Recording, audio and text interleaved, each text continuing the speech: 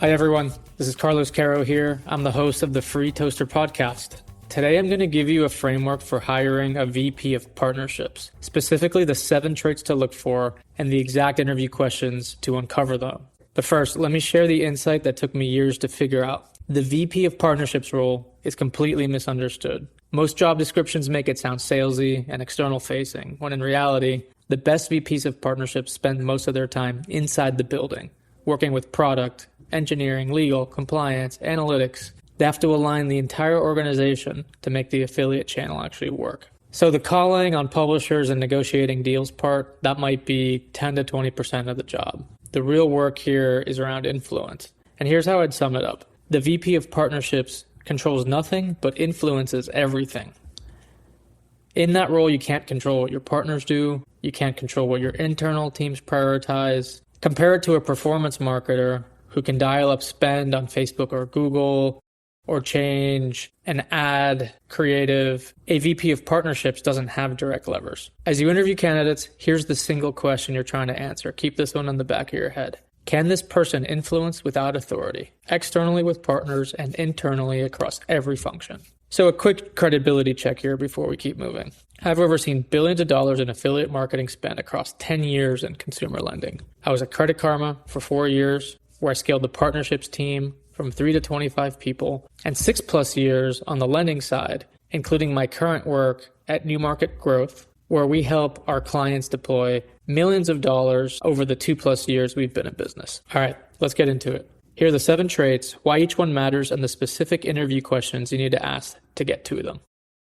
Number 1, deep empathy for the publishing side of the business. This one I think is, it's actually most obvious when it's missed. What it looks and feels like is someone coming in to talk to a platform like LendingTree or Credit Karma or Experian, and they're trying to strong arm their way to results.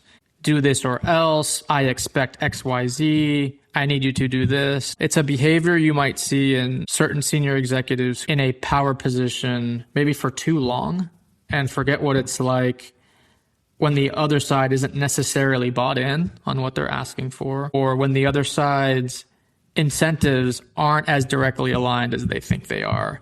What I encourage many of my clients to do, and I do this, is I assume and behave as if I work for the affiliate publisher. And I actually believe it's very practically true because the publishers run dozens of offers, sometimes even 50 to 100 offers, and you're coming in to be the 101st offer. You better be incremental. You better believe they can run their business without you. If you're a top 3 publisher, one of the top S&P Fortune 500 type companies that, are one of the giants in the category, then this may not hold. But to everyone else, you're interchangeable with other offers, and you really have to earn your seat at the table. You do that by bringing great customer value, a great marketing funnel. When the publisher runs your ad, it monetizes really well, or it serves an incremental audience that they're unable to serve with some of their other products.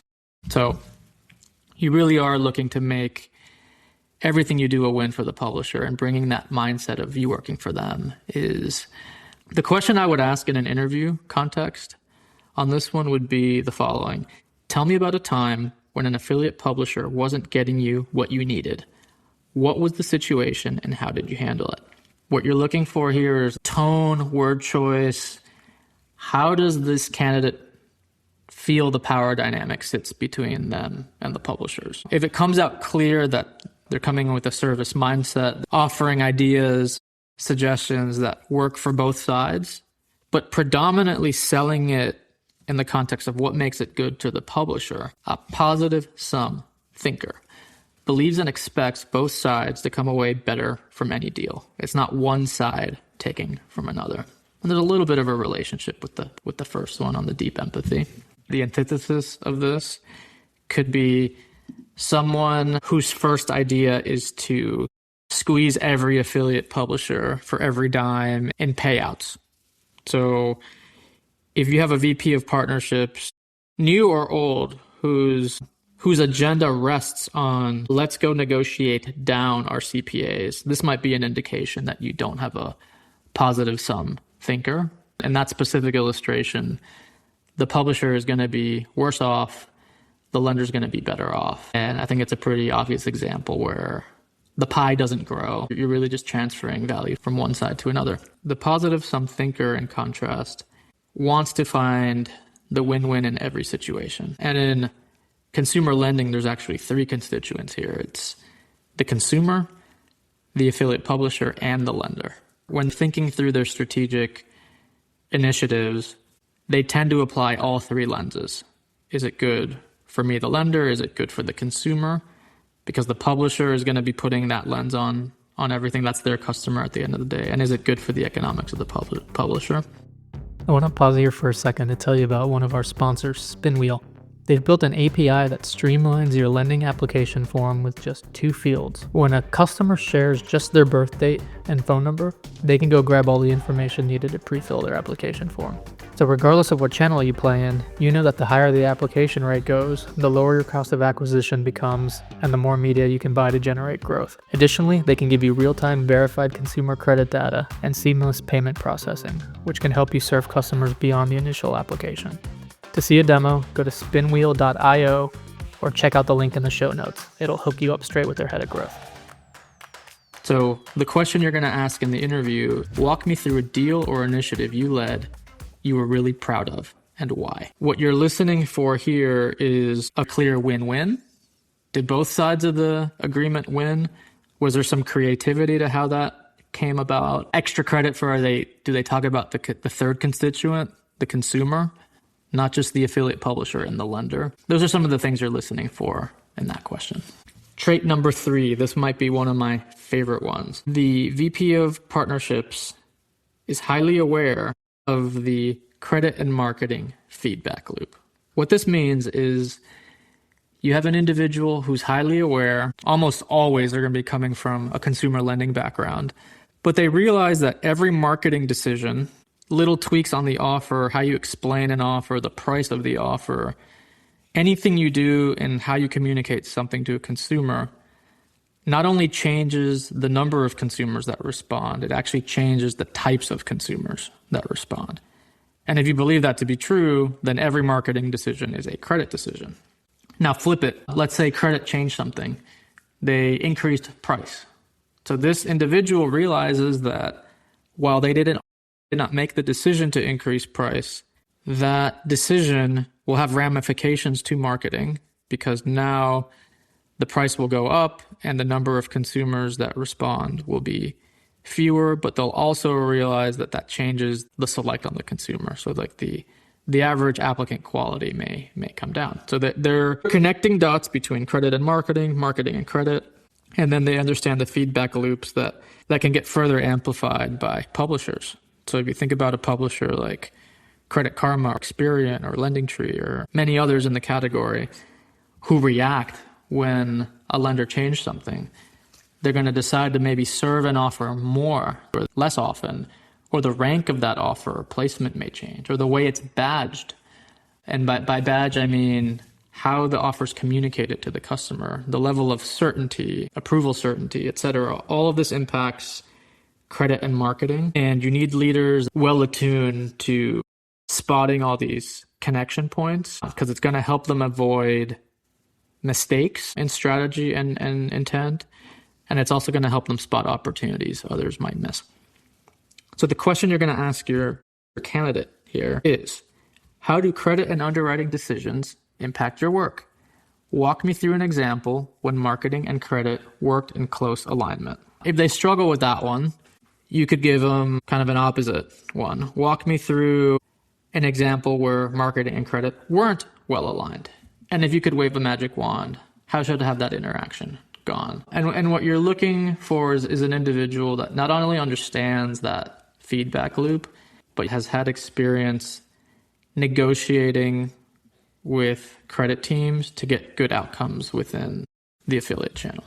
Trait number 4, the candidate can explain complex concepts simply and clearly. This one's important because under the umbrella of influencing without authority, we need this individual getting across complex topics. Some of them are in the intersection of credit and marketing, but the audience needs to hear them clearly and wrap their arms around them quickly, because when that doesn't happen, really hard to influence, really hard to get the outcome you need. And on this one, I'm thinking verbally. The question I would ask is, tell me about a time you had to communicate something complex to a CEO. Because I think sometimes folks assume the CEO needs to hear every detail and nuance. I think it's the opposite. The CEO needs to hear what matters and the context and a couple of headlines or a couple of stories where they can really wrap their arms around the theme and why it matters to both sides, the partner and the lender. So with that question, you're looking to understand how well that got done. Maybe you act as the CEO in the interview and pressure test. You're looking for, are there stories here? Are there metaphors, analogies? Did they eliminate the jargon? Everyone has their own jargon. Every industry has its own jargon. But in the context of partnerships, you can't assume the other side shares your jargon or even knows what you're talking about when you're speaking technically. So we're using non-technical language, story, metaphor. It's clear, it's concise. Trait number 5, they write great PowerPoint decks. And this one seems a little almost too obvious, but I'm hitting this one here with some lived experience where I've made senior hires that were not great at PowerPoint. And what it turned into in my day-to-day life as their manager was writing their external and internal decks for them.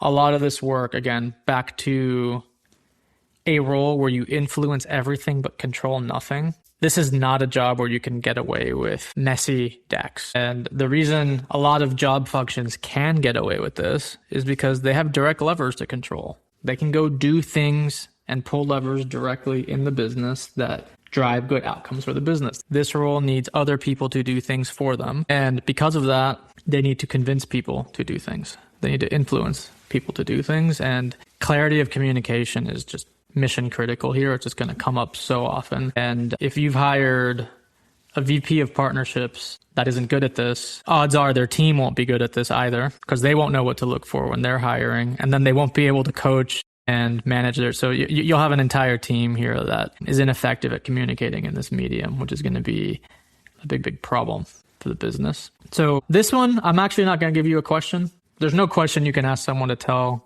if they make great PowerPoint decks or if they communicate clearly. Here's what I would suggest that you do. Give them an Excel sheet with some data. It doesn't have to be anything crazy. I've seen companies go overboard here and give people data sets with like 1 million records.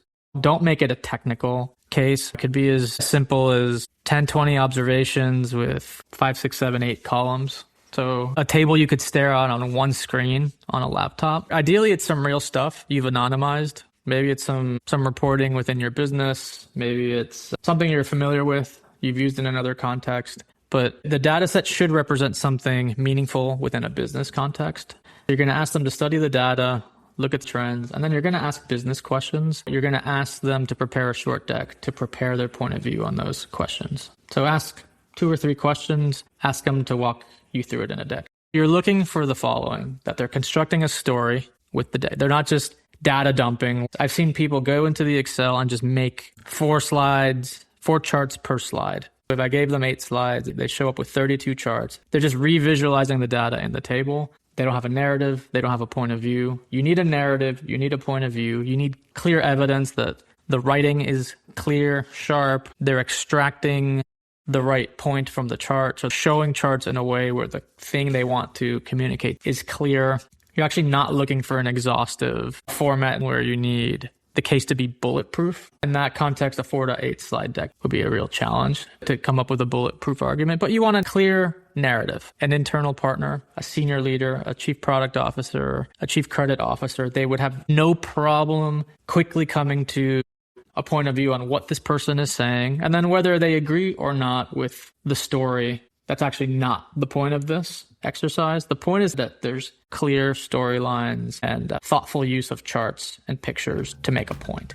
Let's take a quick break in the action here, because I'd like to introduce you to our newest sponsor, Fintel Connect. They're an affiliate marketing platform that can help connect you to publishers, influencers, and manage your compliance. I'd love for you to check them out. You can find them at fintelconnect.com, Fintel connect.com, where you can connect directly with their founder and CRO. And what you're going to do is you're going to pressure test this. You're going to ask them questions. You're going to make sure nothing was misleading, but that they're able to defend what's on the page. I've done this in the past across many of the companies I've worked at in a late stage of the interview process. So after they've gone through all your interviews, they've met key stakeholders, or they're a quote unquote finalist for the role, and you give them anywhere between 3 to 7 days to complete this assignment. Ideally, they have at least a weekend. At least they have a weekend between where you assigned it and when they have to present, assuming this person has a full-time job. Craft the case so that you think somebody can do it in 4 hours or less. More than 4 hours, the ask might be too big, and you may have some really qualified candidates pass on your opportunity because they're just unwilling to put in 8 or 12 hours of work on a weekend when they might have a family and a full-time job and lots of other responsibilities. So that's the thing you got to thread the needle carefully with on just how big is the ask. But a senior executive in a VP of Partnerships role, they should be able to put together high quality, highly clear slides in 4 hours or less. Okay, trait number 6. Does this candidate have a marathon mentality? Another way to think about this trait: can they lose for a long time without it impacting their confidence? If you've been in this business long enough, the hit rate in this game can be low. You're going to pitch lots of ideas to lots of people, and the minority of the initiatives you pitch are going to be accepted and deployed. I'm thinking hit rate all the way through. Not just I get an initial head nod from a partner, but the initiative is accepted, fleshed out, delivered, and it delivered the right result for the business. So that funnel, when you look at the hit rate, partner says yes, we deployed it as intended, and it worked. You're sometimes talking single digits percentage points. So that's lower than most sales roles. But one huge win is all it takes to make all the other losses seem unimportant. So one key initiative, one new partnership can single-handedly change the course of a business, especially earlier stage businesses, say Series C or less. And great VPs of partnerships understand this. So you're looking for someone who's very mentally tough, doesn't lose momentum or steam when things doesn't go their way. Highly positive, highly optimistic. That's a critical trait here in this role. And you want to see evidence that they've run their marathons in the past. They're willing to endure to get the right outcome without it wearing down on their morale, optimism, and the way they treat others within the business. So the question you're going to ask: tell me about extended period in your career where it seemed like nothing you were doing was working. How did you handle it? What you're looking for in this question is something that sounds like what I just said. You want them to be highly attuned and aware that the hit rate in this business can be very low, but that it only takes one winner a year or every 2 years. It's almost like a venture capital business, right? You have a power law where one winner can make a lot of other losses irrelevant because that one win is so big. So you want someone with that kind of conceptual understanding. And then you're also looking to hear, hey, extended periods in my career where nothing seemed to be working. You want to get a feeling like they enjoy the process. They enjoy the game. They enjoy all the things required in order to get good results, even when the outcomes don't present themselves as they would like. Those are some of the things you're listening for in that question. The last trait, I call this one an artful collector of information from partners. So the trait, can the person get someone else talking without ever asking a question or seeming like they're interrogating the other person? So why is it important? You're going to need this individual to learn about your partner's needs, motivations, and constraints without making them feel interrogated. When I say partner, I mean external and internal partners. This plays really nicely with external partners. They don't need to be as artful internally. They can be a bit more direct with their questioning. But here I would go to Chris Voss's playbook. His book, Never Split the Difference. That's really a terrific piece that gets into the tactics of how to do this well. Some of the tools here are using mirrors and labels. Mirrors is playing back what somebody said in different words. So just so I understand, it sounds like boom, boom, boom, and you play it back. And then a label is somebody says something and they seem frustrated. It's like labeling that. So it sounds like you're frustrated, explaining why you feel that and letting them talk. Those mirrors and labels get people talking without ever asking a question. I've been on the other side of the table with folks that are just incredible at this. And it's amazing how much I'm willing to talk and share information that I otherwise would not have shared because the other person's so good. at mirroring, labeling, and listening in a way that gets me sharing more. So how do you test for this? There's no real question you would ask here. What you're going to do instead is give them a rope to learn about the role and company. You might frame it up as something like, hey, every interaction you have, you make sure that you give space for them. So this is your time now. Is there anything you'd like to learn about the company, about me, about the role? And those prompts usually will start with some questions, but they won't always. They might say, hey, Carlos, it seems like based on something you said, it seems like you're concerned with the long-term health of the lending tree relationship. Notice that's more of an observation. But the way that statement with upward inflection almost lands like a question and can get that person to talk a little bit more about that. It also gets the person to know you were paying attention. So otherwise, they should have been demonstrating this throughout the interview process. So you ask an interview question, the best candidates actually can give you signal that they're an artful collector of information just by how they've handled all your questions thus far in the interview. So this one should pop off. Things you want to avoid. You don't want to see them making you feel defensive. So they're asking very direct, pointed questions that actually make you uncomfortable. That's bad. They're doing that to you in an interview. They're going to do that in a high stakes situation. And now they're going to turn a conversation that might have been generative and explorative into a tense, defensive conversation where the other side feels interrogated. So really be careful for the direct, pointed questions that feel uncomfortable. You want a good vibe, a friendly vibe, open-ended statements, labels, mirrors, even questions, the feeling you're trying to avoid. And this should be yellow flag / red flag territory. If you ever feel interrogated or you ever feel uncomfortable, like they were pushing you to say more than you felt comfortable with, that may be a sign that this individual's not the right fit for a VP of Partnerships role.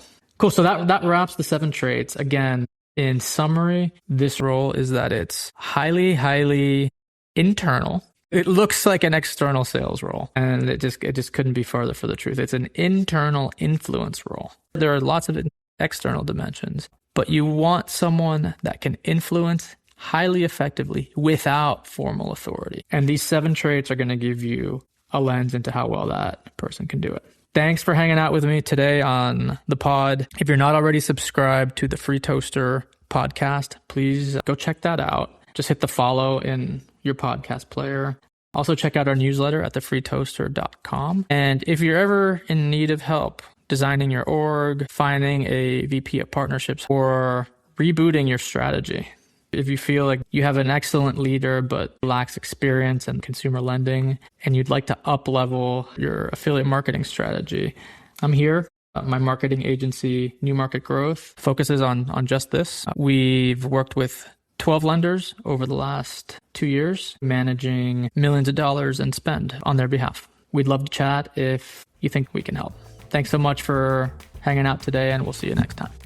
If you want to support the show, the number one thing you can do is go to thefreetoaster.com and sign up for our newsletter. You're going to get a couple pieces per week of news, information, insights, and podcasts like the one you're listening to right now at the intersection of marketing, lending, and technology. That's our niche. We don't plan to go outside of that. It's the only publication I've seen out there on the internet that dials into this zone. So if you want to support us, sign up and share it in your favorite Slack channel. This is a quick plug here for my marketing agency. It's called New Market Growth. We do nothing but help fintech lenders accelerate their growth in affiliate marketing channels. Our services are both strategic and operational. And if you want to learn more about how we can help you, find us at newmarketgrowth.com or email me directly at carlos@newmarketgrowth.com.